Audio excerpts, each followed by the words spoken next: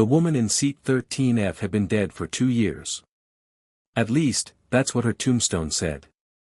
But when Flight 920 started falling from the sky at 41,000 feet, the dead pilot opened her eyes, and 342 passengers had no idea the ghost sitting among them was their only chance at survival. Before you watch full story, comment below from which country are you watching. Don't forget to subscribe for more amazing stories. Elena Vulov looked exactly like everyone else on Flight 920. She wore comfortable jeans that had seen better days, faded at the knees from 2 years of quiet life in Oslo. A soft gray sweater that she'd bought 3 years ago in a small Norwegian shop, back when she was still learning to be someone new. Her dark hair was pulled back in a simple ponytail, no fancy styling, no makeup to speak of.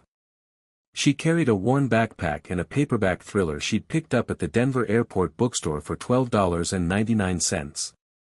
Seat 13F. Middle seat. Economy class. Universally acknowledged as the worst seat on any long-haul flight. The businessman in 13E, expensive charcoal suit, silver cufflinks that probably cost more than Elena's entire outfit, Italian leather briefcase, never once looked at her. His fingers flew across his laptop keyboard, probably closing some 7-figure deal. Every few minutes he'd sip from his scotch and soda, eyes never leaving the screen, completely absorbed in his world of spreadsheets and profit margins. The teenage girl in 13D had her earbuds in from the moment she sat down. She scrolled through TikTok videos endlessly, occasionally giggling at something on her screen.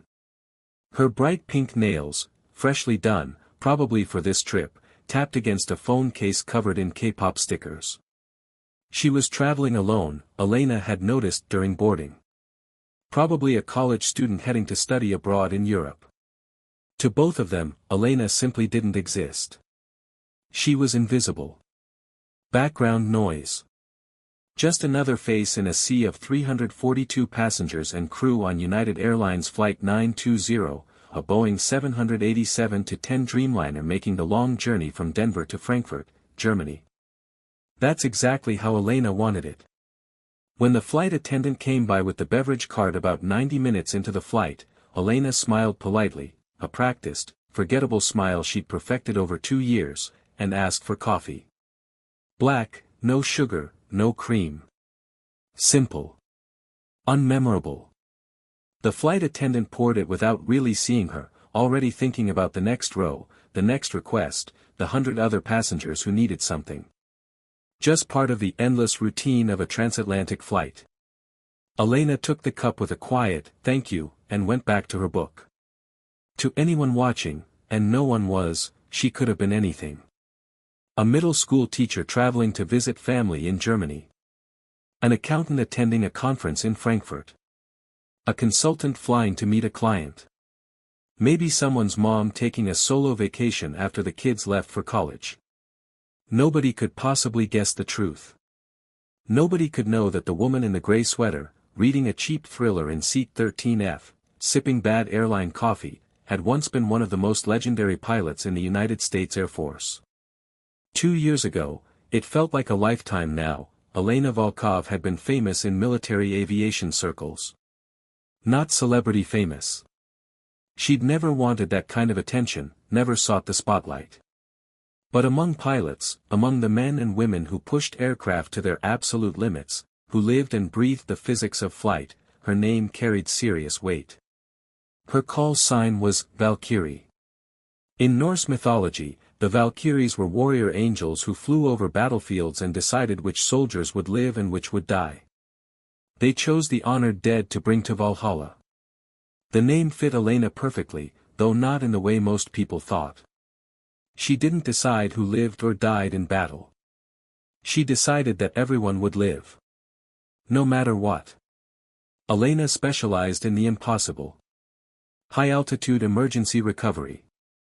When other pilots looked at a situation and said, unrecoverable, when the physics seemed to guarantee death, when the textbook said there was no way out, Elena found a way. She'd saved 3 pilots from crashes that should have been absolutely fatal. Aircraft spinning out of control at 50,000 feet where the air is so thin that normal flying rules simply don't apply anymore. Planes with catastrophic system failures, wings damaged, engines dead, hydraulics gone. Situations where the standard procedure was, eject, pull your parachute, and hope you survive the fall. Elena didn't believe in ejecting. She believed in bringing everyone home. Over the course of her career, she developed what became known as the Vulov Protocol, a comprehensive series of counterintuitive maneuvers specifically designed for recovering aircraft above 45,000 feet. Techniques that felt completely wrong to pilots trained in conventional methods but followed the deeper, more complex laws of physics. Methods that required perfect timing, absolute trust in the mathematics, nerves of pure steel, and a willingness to do things that every instinct screamed were insane. Military flight academies around the world studied her techniques. New pilots memorized her procedures alongside basic flight principles. Flight instructors at Nellis Air Force Base showed videos of her rescues and said, "This is what's possible if you truly understand your aircraft, if you trust the physics more than your fear." Valkyrie became a legend. A myth. The pilot who could save anyone from anything. But legends come with a cost that nobody talks about. The nightmares started after her second rescue. Dreams of spinning through thin air, unable to breathe, controls not responding, ground rushing up at terminal velocity. She'd wake up gasping, her sheets soaked with sweat, her heart hammering so hard it hurt, taking several long minutes to remember she was safe, she was on the ground, she was alive. The third rescue made it worse. That pilot, Captain James "Hawk" Morrison, had been her friend. Someone she'd trained with, laughed with, trusted with her life on multiple missions. His F-15 had suffered dual-engine failure at 52,000 feet during a training exercise. She'd saved him, guided him through a recovery that aerospace engineers later said shouldn't have been possible. But just barely. The margin between success and disaster had been less than 2 seconds. 2 seconds where one wrong input, one moment of hesitation, would have killed them both. After that rescue, Elena couldn't sleep more than 3 hours at a time. Coffee became her constant companion, she went through 6, 7, sometimes 8 cups a day just to function. Her hands developed a slight tremor that only appeared when she wasn't flying, when adrenaline wasn't coursing through her system. Her commanding officers noticed but said nothing, because when Valkyrie was in the air, she was still absolutely perfect. Flawless. Legendary. But on the ground, she was falling apart. Then came the Arctic mission. It was classified, so heavily classified that Elena still didn't know all the details of what they'd been trying to accomplish even now, 2 years later. Some kind of experimental reconnaissance aircraft. Flying at altitudes where even military planes rarely ventured, pushing the envelope of what was possible. Testing new systems, new capabilities, new limits of human flight. Elena had been chosen because she was the best. Because if something went wrong at 62,000 feet, at the very edge of space, she was the only pilot who might survive it. Something went very, very wrong. She still remembered it in fragments, like a nightmare that wouldn't quite fade even in daylight. The warning alarms suddenly screaming in her helmet. The sudden, catastrophic loss of power. The aircraft beginning to tumble, spinning through air too thin to provide lift, too thin to give her control surfaces any bite. The ground, if you could call the Arctic Ocean's ice ground, getting closer and closer with terrifying speed. She'd ejected. That much was certain. The explosive charges had blown her canopy free, the roar deafening even through her helmet. The rocket in her seat had fired, throwing her clear of the dying aircraft with brutal force. Her parachute had deployed with a snap that wrenched her shoulders. And then, cold. Unimaginable, soul-crushing cold. The shock of hitting Arctic water so frigid that it felt like being stabbed with 1,000 knives simultaneously. Her survival suit kept her alive, but just barely. The water temperature was 31 degrees Fahrenheit. Humans last maybe 15 minutes in water that cold before hypothermia shuts down vital organs. The official report said she died.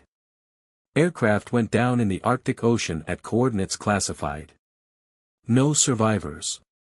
Pilot's body lost in the frozen waters, presumed dead.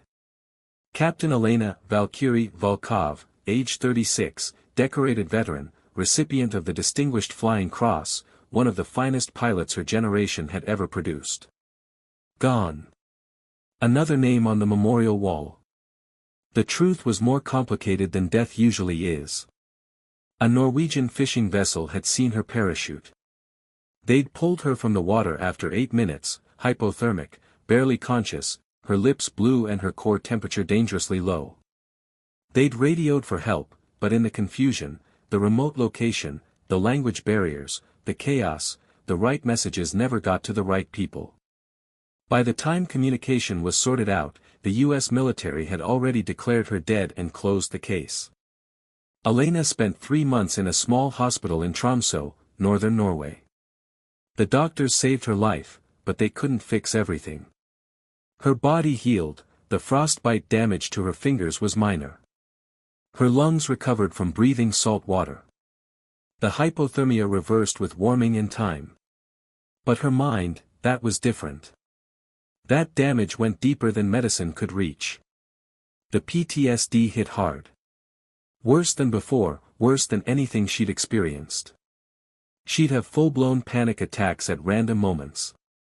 The sound of jet engines, which she'd loved her entire life, now made her chest tight and her breath short.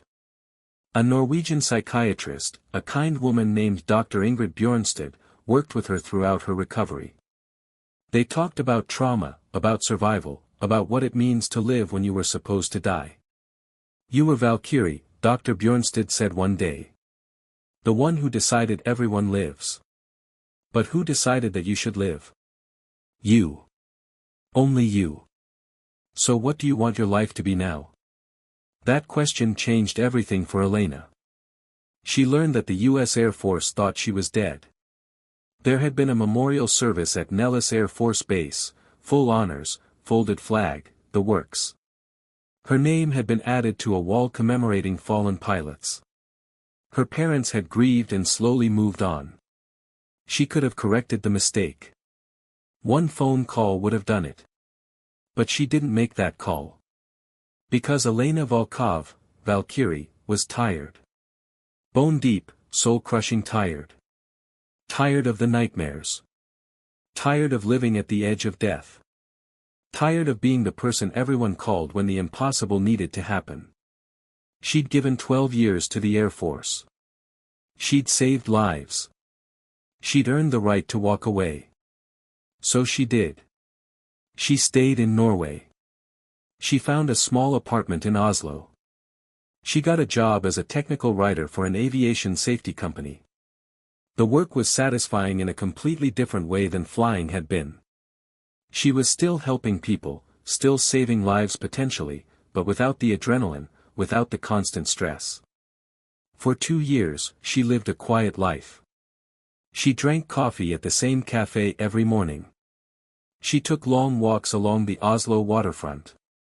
She read books. She went to movies. She had dinner with friends from work who knew her as Elena the technical writer, not Valkyrie the legendary pilot. She built peace from the wreckage of her old life, brick by quiet brick. She never touched aircraft controls. Didn't visit airports except as a passenger. This trip to Frankfurt was her first flight in 2 years. A work obligation, a consulting meeting about safety manual revisions. Nothing exciting. Nothing dangerous. Just a normal business trip. Just another passenger in seat 13F. She'd thought about whether flying would trigger her PTSD. But she'd decided to try it without medication. She was a passenger now, not a pilot. She didn't have to be in control. Be invisible. Be normal. Be anyone except Valkyrie. That plan lasted exactly 4 hours and 17 minutes into the flight. The first sign of trouble was a sound. Not loud, a distant thump that most passengers didn't register. But Elena's trained ear caught it immediately. Her hands tightened on the armrests. Her book slipped from her fingers. That wasn't a normal sound. That was impact. The businessman in 13E looked up from his laptop, frowning. Did you hear? Then came the alarms. Not in the cabin, not yet. But Elena could hear them through the cockpit door. The urgent, piercing shriek of multiple warnings. The sound every pilot dreads. The aircraft shuddered. A deep, wrong vibration that Elena felt in her bones. Flight 920 was cruising at 41,000 feet over the North Atlantic Ocean. Below them, nothing but cold, dark water for hundreds of miles. The worst possible place for something to go wrong. In the cockpit, Captain Robert Hayes and First Officer Maria Chin stared at their instruments in disbelief. A military drone, suffering from catastrophic navigation failure, had struck Flight 920's left wing. The impact point was devastating. A 6-foot section of wing structure tore completely away. Hydraulic lines ruptured. Fuel tanks opened, and jet fuel began streaming from the damaged wing. Alarms screamed. Master warning lights flashed red. The flight control computer tried to compensate, but it was fighting a losing battle. Captain Hayes grabbed the controls, feeling them respond sluggishly. Emergency checklist, he barked. Wing damage, hydraulic failure. Running it now, Chen replied, voice tight with fear. But they both knew the truth. There wasn't a checklist for this. This combination of damage, structural failure, hydraulic loss, fuel leak at high altitude, wasn't in the manual because aircraft that suffered this didn't survive. The plane began descending. Not controlled. An inevitable slide toward the ocean. In the cabin, passengers started noticing. The teenage girl pulled out her earbuds. Why are we tilting? The businessman's laptop slid across his tray table. His face went pale. A woman gasped. Look at the wing. She pointed out the window. Panic rippled through the cabin. Elena didn't need to look. She already knew. Her professional assessment took seconds, structural compromise to left wing, mid-span. Fuel leak from ruptured tanks. Loss of hydraulic pressure. Asymmetric lift causing uncontrolled descent. Recovery options, virtually none using standard procedures. Survival probability, less than 5%. Time until unrecoverable dive, 8 to 10 minutes. Then the oxygen masks dropped. Panels popped open. Yellow masks fell. The recorded message played, oxygen masks have been deployed. That's when true panic started. The teenage girl started crying. I don't want to die. I'm only 17. A man shouted, we're going to crash. Oh God. A mother held her children, whispering reassurances she didn't believe. The businessman tried calling his wife, hands shaking. Lisa, I need to tell her. Throughout the cabin, crying, praying, calling loved ones, preparing to die. The captain's voice came over speakers, trying to sound calm. Ladies and gentlemen, we have experienced a collision with an object. We have significant damage. Please remain calm and follow crew instructions. What he didn't say, every simulation showed this damage was unrecoverable. They were going down. Flight attendants moved through the cabin, helping with masks, projecting calm. But Elena saw fear in their eyes. Elena sat perfectly still in 13F. Hands gripping armrests. Eyes closed. But inside, her mind raced. She was analyzing. Calculating. Running scenarios with precision born from 6,000 hours in the air. She knew this situation. The physics. The core problem. This was a Volkov scenario, where standard procedures would fail, where conventional wisdom would kill everyone. Elena had developed techniques for exactly this emergency. She'd trained for it. She'd saved 3 pilots from similar situations. She knew how to save this plane. But that was Valkyrie. That was 2 years ago. That was someone who died in the Arctic. Elena Volkov, the technical writer, didn't fly anymore. Didn't save people anymore. She'd walked away. She'd earned her peace. This wasn't her problem. The plane dropped another 1,000 feet. Descent accelerating. The teenager sobbed. I don't want to die. I haven't even gone to college. Please, someone help us. The businessman whispered, tears streaming. I'm sorry, Lisa. I'm so sorry. 342 people on this plane. Each with their own life, their own dreams, their own families waiting. In 8 minutes, they would all die. Unless someone who understood the physics, who knew the techniques, who trained for the impossible, chose to act. Elena opened her eyes. Not my fight, she thought. I died 2 years ago. I earned my peace. But she knew it wasn't true. Heroes don't get to retire. Legends don't get to walk away when people are dying. And Valkyrie, the one who decided everyone lives, couldn't sit in 13F while 342 people died when she knew how to save them. Damn it, Elena whispered. She unbuckled her seatbelt and stood up. At Keflavik Air Base in Iceland, the scramble alarm went off at 14:47 local time. 2 pilots, Captain Marcus, Blade, Hendricks and Lieutenant Sarah, Reaper, Chen, were playing cards in the ready room. The alarm shattered the quiet. Civilian aircraft in distress. The operations officer burst in. United Flight 920, Boeing 787, critical structural damage, descending over the North Atlantic. You're launched. Move. They were running before he finished. Flight suits on. Helmets grabbed. Into their F-22 Raptors. For minutes from alarm to wheels up. The F-22 Raptor is the most advanced fighter in the world. But today they weren't hunting enemies. They were trying to save lives. Their radios crackled with updates as they went supersonic. Flight 920 is at 38,000 feet, descending. Last position. The controller gave coordinates, 280 miles from your position. Descent rate 1,200 feet per minute. Blade transmitted, Flight 920, this is NATO Fighter Patrol Blade and Reaper. We're inbound. Can you describe your situation? The captain's voice came back, strained, Blade, we have catastrophic left-wing damage from collision with a drone. We've lost structural integrity, losing fuel, controls compromised. Descending through 36,000 feet. I don't know how to stop it.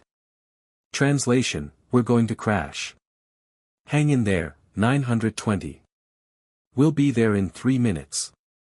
At NATO operations in Brussels, controllers pulled up all data on Flight 920. A senior controller stared at telemetry. The numbers told a grim story. My God, he muttered. This is a Volkov scenario. A younger officer looked up. A what scenario? Captain Elena Volkov. Call sign Valkyrie. Air Force test pilot. She specialized in high-altitude emergency recovery, situations exactly like this. Developed techniques for asymmetric damage, control failures at altitude. Can we get her on the line? The senior controller shook his head. She's dead. Went down over the Arctic 2 years ago. The techniques are still taught, but without someone who truly understands them, who's performed them. He trailed off grimly. Over the emergency frequency, NATO transmitted, Flight 920, do you have any military pilots aboard with high-altitude emergency experience? Long pause. Then the captain's bitter laugh, we need Elena Volkov. But she's been dead for 2 years. Blade felt a chill. He'd heard of Valkyrie. Every fighter pilot had. They'd studied her techniques at Nellis. Watched videos of her rescues. Practiced her maneuvers. She was a legend. And legends stayed dead. 2 minutes to intercept, Reaper's voice came through. They came in fast, decelerating as they approached Flight 920. What they saw made Blade's breath catch. The 787's left wing looked like something had taken a massive bite from it. A section of leading edge simply gone. Fuel streamed in a long crystallizing trail. The wing's shape was wrong, asymmetric, causing the aircraft to fight itself. The plane descended in a slow spiral. Not fast enough to be a dive, but steady. Inevitable. "Dear God," Reaper whispered. Blade keyed his radio. "We have visual on Flight 920. Wing structural failure, approximately 6 feet missing from left wing leading edge. Massive fuel leak. Aircraft in controlled descent but deteriorating. Altitude 34,000 feet, descent rate 1,200 feet per minute." He paused, doing math. 7 minutes before recovery became impossible. "Command, I don't see how they survive this." At NATO operations, the senior controller stared at his screen, feeling helpless. Two of the world's most advanced fighters on station, full resources of NATO, and none of it mattered. "Copy, Blade. Continue observation." In Flight 920's cockpit, the captain and first officer were out of ideas. They'd tried everything. Every checklist. Every procedure. Nothing worked. 5 minutes, the first officer said quietly. "Maybe 6. Then we lose it completely." "I know. There's got to be something." "There isn't. This is beyond our training. We need." He stopped. "We need Valkyrie. Someone who understands physics at this level. But she's been dead for 2 years." Then, so quietly everyone almost missed it, a new voice came over the emergency frequency. A woman's voice. Calm. Controlled. Carrying absolute authority. "Blade, Reaper, this is Valkyrie. Authentication code Victor Kilo 77 Romeo. I'm aboard Flight 920. I need visual confirmation on wing damage. Where exactly is the structural compromise?" For 3 full seconds, nobody spoke. Then Blade's voice, barely a whisper, "Did she just say Valkyrie?" The walk from 13F to the cockpit was only 60 feet. To Elena, it felt like crossing between 2 lives. Each step forward, she left behind Elena the technical writer. The quiet woman with the peaceful life. Each step, she became someone else. Someone she thought she'd left in the Arctic. Valkyrie. A young flight attendant blocked her path. "Ma'am, return to your seat. I need to speak with the captain. Now." "That's not possible." Elena's voice changed. Suddenly it carried command. Authority. "Listen carefully. My name is Captain Elena Vulov. Call sign Valkyrie. Former Air Force pilot specializing in high-altitude emergency recovery. This aircraft is in a Volkov scenario. You have 6 minutes before this becomes unrecoverable. I can save this aircraft, but I need access to that cockpit immediately." The attendant stared, mouth open. "Tell the captain that Valkyrie is aboard. He'll understand." The attendant ran toward the cockpit. Elena stood in the aisle, surrounded by panicking passengers. She tried to leave this behind. But here she was again. The attendant returned, pale. "The captain says that's impossible. Valkyrie died 2 years ago. Tell him I got better. We're wasting time." The teenage girl had followed Elena. "Are you really going to save us?" Tears streaked her face. Elena looked at her. 17 years old. Whole life ahead. "Yes," Elena said simply. "Go back to your seat and hold on. It's going to get rough, but we're all going home today." 30 seconds later, Elena stood at the cockpit door. It opened. Captain Hayes turned. He saw an ordinary woman in jeans and a sweater. "Who are you?" "Captain Elena Vulov. Call sign Valkyrie. Serial number 3345789. Declared killed in action 2 years ago. I survived. I've been living in Oslo.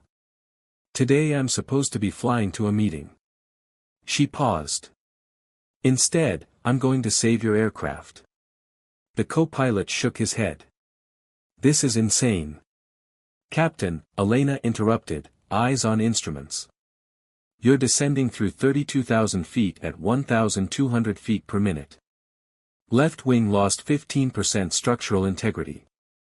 Leaking fuel at 200 gallons per minute. You have 5 minutes before catastrophic failure.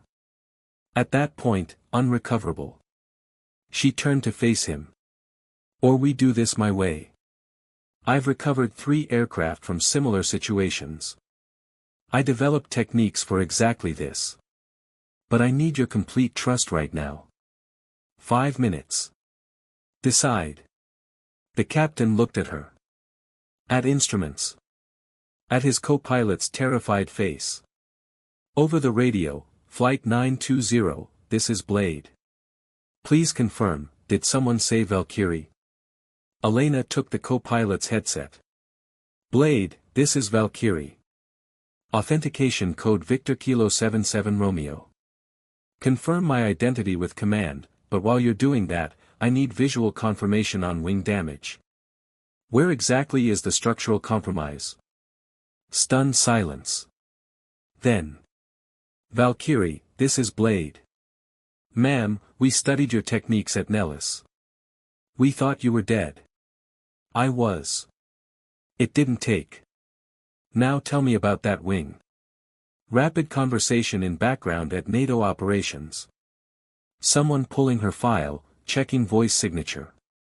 Blade came back, Valkyrie, you have 6 feet of leading edge structure missing, mid-span left wing. Fuel streaming from 2 breach points. Control surfaces showing flutter. Copy, Blade. Stand by. Elena turned to the captain. Well? He stared 1 more second. Then unbuckled. The observer seat is yours. Tell me what to do. Elena slid between the pilots. Eyes scanning instruments. Mind working through solutions. First, stop fighting the aircraft. You're trying to keep wings level, which bleeds energy and increases stress on damaged structure. That's going to kill us. But if we don't, we use the asymmetry instead of fighting it. Controlled bank into the good wing, using it as primary lift surface. Reduces stress on damaged side while maintaining sufficient airspeed. The co-pilot's voice rose, that's insane. Banking into descent makes us fall faster. No. Banking while maintaining specific power settings and pitch converts descent rate into controllable spiral. It's energy management. Trust the physics. She guided them step by step, voice calm. Captain, gentle roll to the right. 5 degrees. Slow and steady. Rolling right, he said, voice tight. Aircraft tilted. Passengers screamed. But Elena watched instruments with satisfaction. Good. Now reduce power on right engine by 5%. Increase left to 88%. That increases asymmetry. Yes. Creating intentional asymmetry to counter unintentional asymmetry. The math works. Trust me. He made adjustments. The aircraft shuddered, then, something changed. Descent rate decreased. We went from 1,200 to 1,000 feet per minute, the co-pilot said, disbelieving. It's working, Elena confirmed. Now adjust trim. Small rudder inputs. Let the aircraft find its balance point. Over radio, Reaper, Blade, are you seeing this? The 787 just changed its descent profile. Like someone who knows what they're doing is flying it, Blade finished. Valkyrie, what's your plan? Controlled asymmetric descent to 12,000 feet, then emergency approach to Shannon Airport. It's going to be ugly, but we're going to make it. For the next 12 minutes, Elena guided them through flying that defied every commercial aviation principle but followed pure physics. Maintain 15-degree bank to the right, she instructed calmly. Don't fight it. Let the good wing do the work. Captain Hayes' hands were cramped on the controls, but he followed her instructions exactly. The aircraft felt wrong, constantly tilted, engines at asymmetric thrust, controls responding sluggishly, but the numbers didn't lie. They were descending slower. More controlled. Blade, I need you to fly formation on our damaged side, Elena transmitted. Call out any changes you see in the wing structure. If that damage propagates, I need to know immediately. Copy, Valkyrie. Moving into position. The F-22 slid closer, Blade's trained eyes scanning the damaged wing. Valkyrie, I'm seeing increased flutter on your outboard aileron. And the fuel leak is getting worse. Expected. The lower altitude means denser air, more stress. But we're managing it. Elena turned to the first officer. Chen, I need you to shut down the left engine fuel supply from the damaged wing tanks. Switch to center tank only. We need to stop that leak. Chen's fingers flew across controls. Fuel transfer in progress. Left wing tanks isolating, now. The fuel stream from the damaged wing slowed, then stopped entirely. Good work, Elena said. That buys us time. Captain, begin reducing descent rate. Very gently. We're going to level off at 12,000 feet. It took another 8 agonizing minutes, but they did it.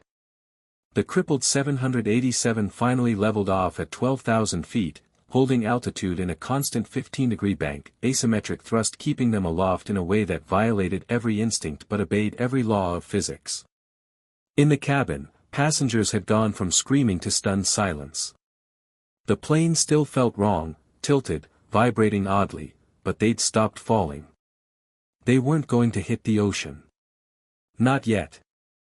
The teenager in 13D wiped her tears. Are we going to be okay? The businessman next to where Elena had been sitting stared at her empty seat with new understanding. That woman, he whispered. She's flying the plane. She's actually saving us. Elena coordinated with air traffic control. Shannon approach, this is United 920. We're established at 12,000 feet with significant structural damage and asymmetric flight profile. We need priority landing, longest runway, full emergency response. United 920, Shannon approach. We copy. Runway 24, 10,495 feet. All emergency services standing by. Winds currently 280 at 15 knots. You're cleared for immediate approach. Copy, Shannon. Be advised, our approach profile will be non-standard. We'll be maintaining right bank throughout final approach. Landing will be hard. A pause. 920, we understand. The runway is yours. We're ready for you. Elena turned to Hayes. Captain, here's how this is going to work. We can't straighten out without losing control. So we're going to land in a bank. That's impossible. No, it's improbable. Big difference. Elena's voice carried absolute certainty. We'll maintain 12-degree bank through final. At 50 feet, I'll talk you through a rapid bank reduction and flare. It'll be rough, but the gear will take it. This is a 787, it's built strong. Hayes swallowed hard. You've done this before. Twice. Both times in smaller aircraft. But the physics scales up. She paused. Do you trust me? He looked at her, this woman who'd appeared from nowhere, who'd been dead for 2 years, who'd somehow turned certain disaster into possible survival. Yeah, he said. I trust you. The approach to Shannon took 25 minutes. Every mile felt like an eternity. Elena called out constant adjustments. Add 2% power, ease right rudder, there, hold that attitude. The F-22s escorted them down, Blade and Reaper flanking the damaged airliner like protective angels. "Looking good, Valkyrie," Blade transmitted. "You're doing the impossible here." "Not impossible," Elena replied calmly. "Just very, very difficult. There's a difference." At 1,000 feet, Elena's voice became sharper, more focused. "Gear down." The landing gear extended with a reassuring thump and 3 green lights. 500 feet. Maintain current profile. Don't change anything. The runway appeared ahead, fire trucks and ambulances lining both sides, flashing lights creating a corridor of emergency vehicles. 200 feet. Looking good. Hold steady. Hayes' voice was tight, landing in a bank feels wrong. Every instinct says to level out. Ignore your instincts. Trust the math. 100 feet. In the cabin, flight attendants shouted final instructions, heads down. Stay down. Brace. 50 feet, Elena called. Now, Captain, reduce bank angle. Gently. 5 degrees, 3 degrees, level the wings. Hayes moved the controls with precision born from 3 decades of flying. The aircraft rolled level just as they reached the runway. Flare. Now. The 787 touched down hard. Very hard. The landing gear compressed fully, absorbing impact that made the entire aircraft shudder. They bounced once, a terrifying moment where everyone thought they'd lose it, then slammed back down. Hayes stood on the brakes. The aircraft slewed right, the damaged wing creating drag that tried to spin them. But Hayes compensated, fighting the controls with everything he had. They veered off the runway into grass, still traveling at 60 miles per hour. The nose gear collapsed. The aircraft pitched forward, sliding, metal screaming against earth. Then, finally, they stopped. Silence. For 3 full seconds, nobody moved. Nobody breathed. Then the cabin erupted. Crying. Cheering. Prayers of thanksgiving in a dozen languages. Strangers hugging. The teenage girls sobbing with relief. The businessmen laughing and crying at the same time. They were alive. All 342 of them. Emergency crews surrounded the aircraft within seconds. Escape slides deployed. Passengers evacuated in organized chaos, many looking back at the damaged plane in disbelief that they'd survived. Elena sat in the cockpit, hands finally shaking now that it was over. The adrenaline that had sustained her was draining away, leaving her exhausted. Captain Hayes turned to her, eyes wet. "You saved us. You saved everyone." "We saved them," Elena corrected. "You trusted me when every instinct said not to. That took courage." Hayes shook his head in wonder. "Who are you really? How did you end up in seat 13F? Elena smiled tiredly. "Long story. Maybe over coffee sometime." Within minutes, the story began spreading. Emergency responders who'd witnessed the impossible landing started talking. Air traffic controllers shared the recordings. The F-22 pilots filed their reports. "Dead pilot saves 342 lives," became the headline heard around the world. News helicopters circled Shannon Airport. Reporters mobbed the terminal. Social media exploded with speculation, theories, eyewitness accounts. Inside the airport, Elena sat in a quiet room with airport security, NATO officials, and increasingly nervous public relations people who had no idea how to handle this situation. A U.S. Air Force colonel arrived within 3 hours, flying in from a nearby base. Colonel Michael Torres, he'd been Elena's commanding officer 6 years ago. He walked into the room, stopped, and stared at her like he was seeing a ghost. "Elena?" His voice cracked. "My God. We buried you. I gave the eulogy at your memorial. I'm sorry, sir. I survived the Arctic crash. Ended up in a Norwegian hospital. By the time I was coherent, you'd already declared me dead. And I chose not to correct it. Torres sat down heavily. You just walked away. From everything? I was dying on the ground even though I was alive in the air. The PTSD, the nightmares, I couldn't do it anymore. When fate gave me an out, I took it. I needed to stop being Valkyrie. And today? Elena looked at him steadily.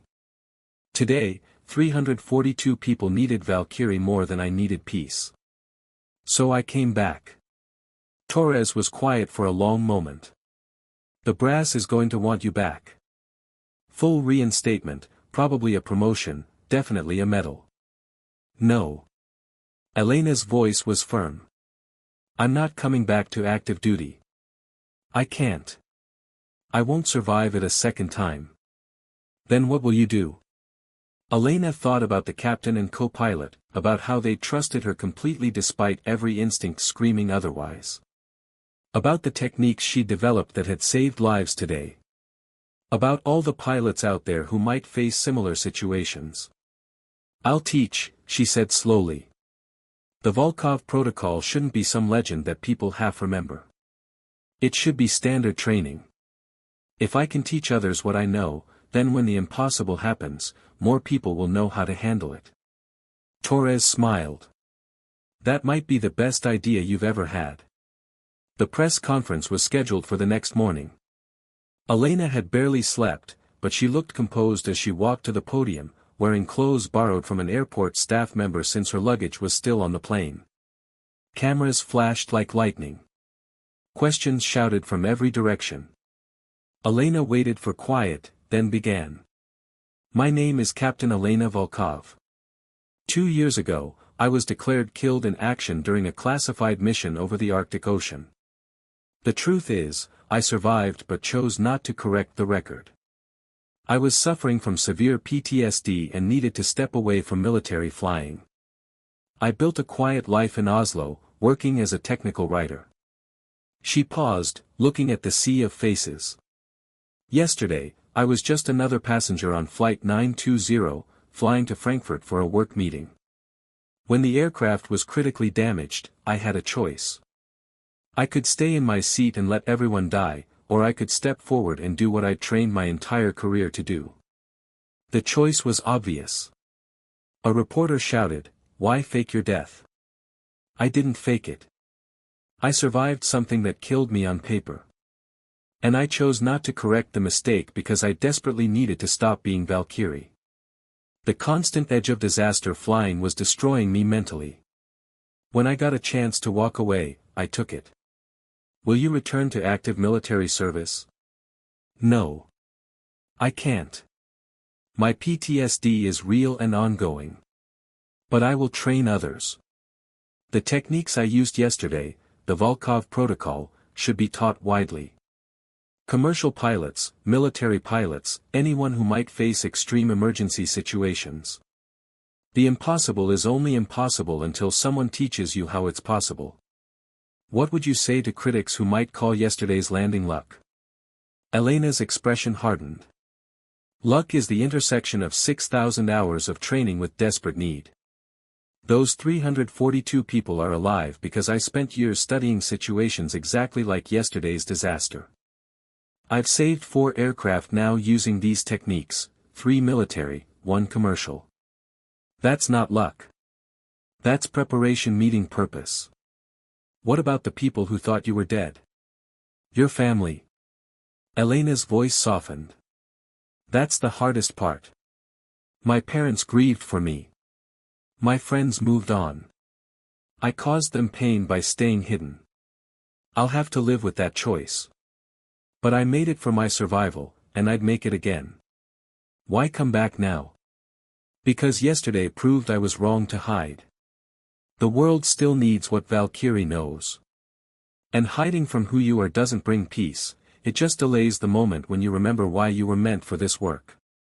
The final question came from a young journalist: what happens next for you? Elena smiled. I'm going to build something. A training institute. The Valkyrie Institute. We'll teach extreme emergency procedures to pilots worldwide. Because the next time something impossible happens, I want there to be someone aboard who knows what to do. The impossible should never cost lives again. The Valkyrie Institute opened in a modern building near Oslo Airport. Elena had worked tirelessly to create it, funded by a combination of government grants, airline sponsorships, and private donations from grateful passengers. The main training floor featured advanced simulators that could recreate any emergency scenario. The walls displayed photos from yesterday's successful rescues, including the dramatic images of Flight 920's damaged wing. On the central wall, in large letters, "The impossible is just the untrained. Master the edge cases, and you'll never face truly impossible odds." The first class of students included pilots from 15 countries. Commercial airline captains. Military test pilots. Flight instructors. All of them eager to learn from the legend herself. Captain Hayes from Flight 920 had joined as an instructor. "She gave me back my crew, my passengers, my career," he told the new students at orientation. "But more importantly, she taught me that the impossible is negotiable if you understand the physics." On graduation day, Elena stood before the first class of certified Vulov Protocol specialists. Among them was the teenage girl from Seat 13D, her name was Sarah Chen, and she'd decided to become a pilot because of what she'd witnessed. 3 years ago, Elena told them, "I sat in a quiet office in Oslo thinking I'd never touch aircraft controls again. That Valkyrie was dead. Then 342 people needed the impossible, and I remembered something crucial: impossible is just a lack of imagination combined with insufficient training." She looked at each student.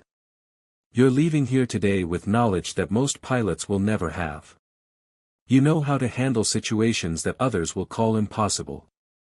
That's both a gift and a responsibility. Use it wisely. Use it to save lives." Later, Elena found herself in the simulator with a struggling student, a young pilot named Maria who was attempting a Vulov recovery and failing repeatedly. "I can't do this," Maria said, frustrated. "It's impossible." Elena's voice was gentle but firm. "Not yet. But impossibility is temporary. Training is permanent. Reset and try again." Maria nodded, took a deep breath, and reset the simulation. Elena watched with quiet satisfaction as the student began again, this time with more confidence. Through the window, she could see aircraft landing at Oslo Airport. Each one a small miracle of physics and human skill. Each one carrying people home to their families.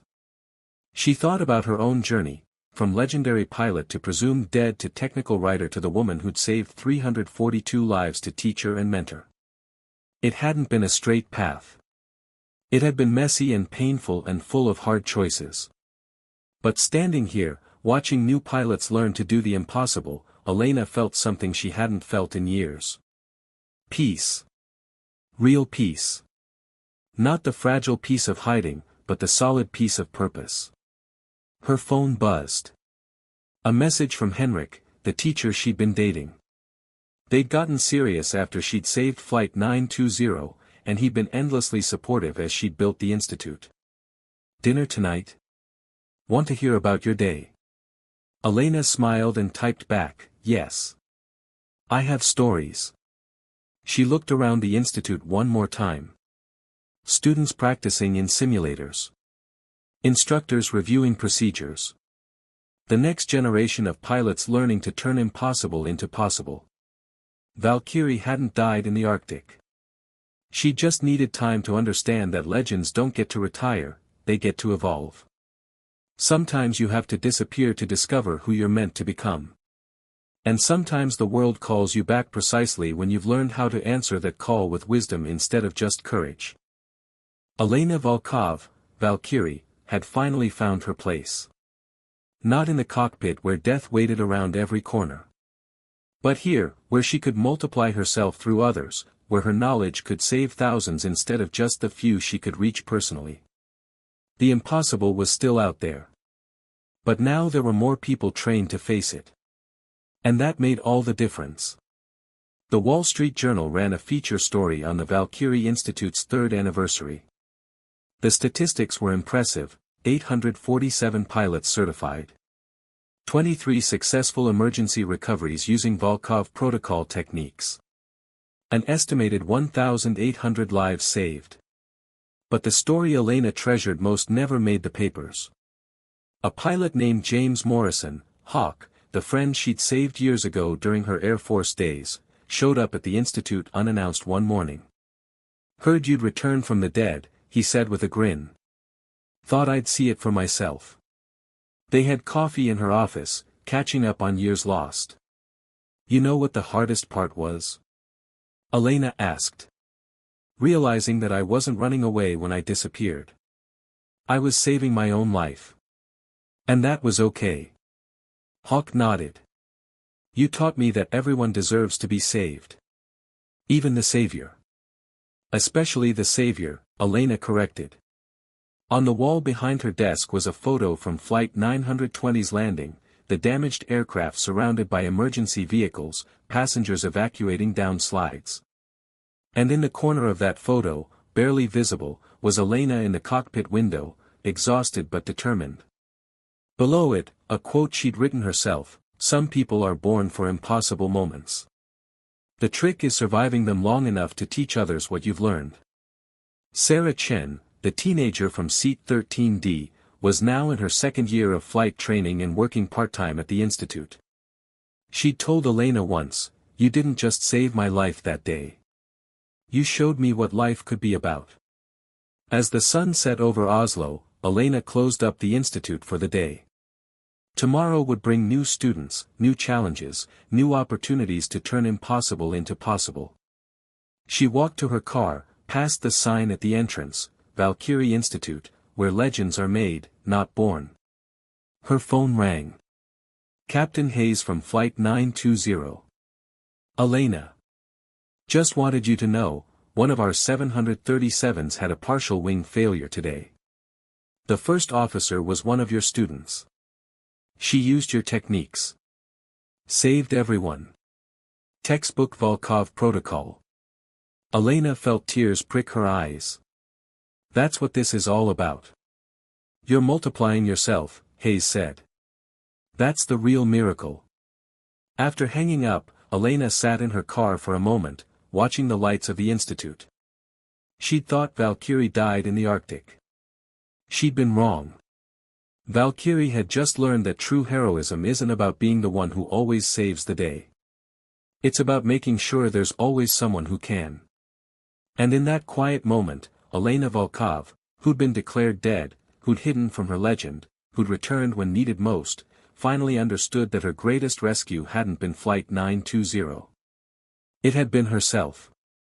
The world still needed heroes. But heroes needed to survive to fight another day.